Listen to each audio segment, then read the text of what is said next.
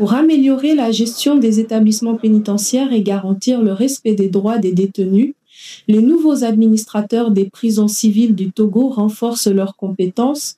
Cet atelier de renforcement est crucial à ce point qu'il va permettre de doter les nouveaux administrateurs des capacités en termes de gestion et d'administration des détenus. Nous savons que c'est des gens qui sont formés sur la sécurité, sur la gestion de la sécurité. Mais il faut quand même arriver à concilier ce besoin de maintenir la sécurité et ce besoin de faire respecter les droits des détenus.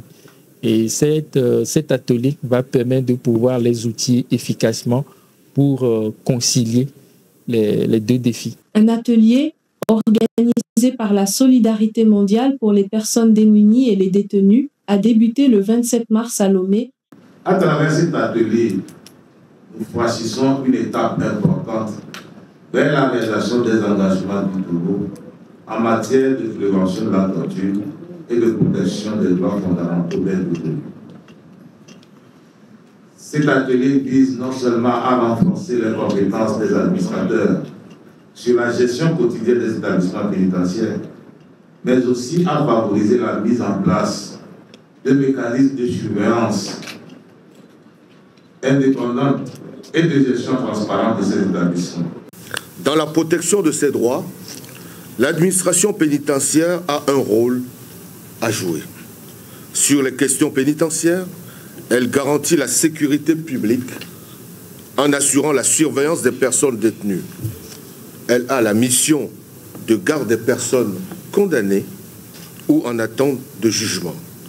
Pendant 2 jours, ces administrateurs seront formés à une gestion optimale et transparente, conformément aux engagements internationaux du Togo. Un des objectifs de cet atelier, pouvoir mettre en place en concert avec les autorités pénitentiaires, tous les autres parties prenantes, un comité de suivi indépendant qui régulièrement va aller sur le terrain et aussi documenter les faits pour voir si ces capacités, dans quelle mesure elles sont appliquées par les agents qui seront formés et s'ils ont besoin d'autres apports, d'autres aides de la part de soit la société civile ou de la part des autorités, du gouvernement. Toujours continuer de veiller à la sécurité et en même temps au respect des droits humains en milieu pénitentiaire.